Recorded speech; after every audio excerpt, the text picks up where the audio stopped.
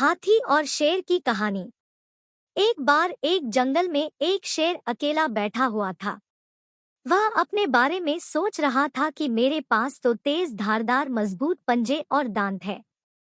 साथ ही मैं एक बहुत ही ताकतवर जानवर भी हूँ। लेकिन फिर भी जंगल के सारे जानवर हमेशा मोर की ही तारीफ क्यों करते रहते हैं। दरअसल शेर को इस बात से बहुत जलन महसूस होती थी कि सभी जानवर मोर की तारीफ करते थे। जंगल के सभी जानवर कहते थे कि मोर जब भी अपने पंख फैलाकर नाचता है तो वह बहुत सुंदर लगता है। यही सब सोचकर शेर बहुत दुखी हो रहा था। वह सोच रहा था कि इतना ताकतवर होने और जंगल का राजा होने पर भी कोई उसकी तारीफ नहीं करता है। ऐसे में उसके इस जीवन का क्या मतलब है।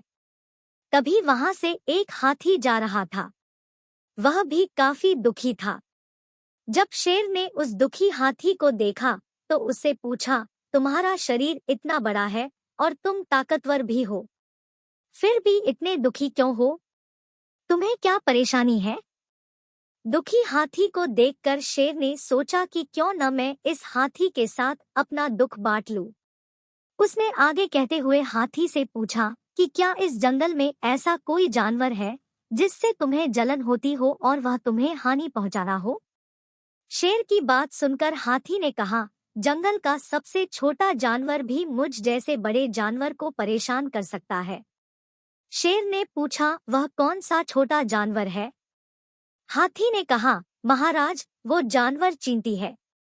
वह इस जंगल में सबसे छोटी है, लेकिन जब भी वो मेरे कान में घुसती है तो मैं दर्द के मारे पागल हो जाता हूँ। हाथी की बात सुनकर शेर को समझ में आ गया कि मोर तो मुझे चींटी की तरह परेशान भी नहीं करता है, फिर भी मुझे उससे जलन होती है। ईश्वर ने सभी प्राणियों को अलग अलग खामियां और खूबियां दी है। इसी वजह से सारे प्राणी एक जैसे ही ताकतवर या कमजोर नहीं हो सकते हैं। इस तरह शेर को यह समझ में आ गया कि उस जैसे ताकतवर जानवर में भी खूबियों के साथ कमियां हो सकती है। इससे शेर के मन में उसका खोया हुआ आत्मविश्वास फिर से बढ़ गया और उसने मोर से जलन करना बंद कर दिया। कहानी से सीख। हमें कभी भी किसी की खूबी देखकर उससे नहीं जलना चाहिए, क्योंकि हम सभी में अलग अलग खूबियां और खामियां होती है।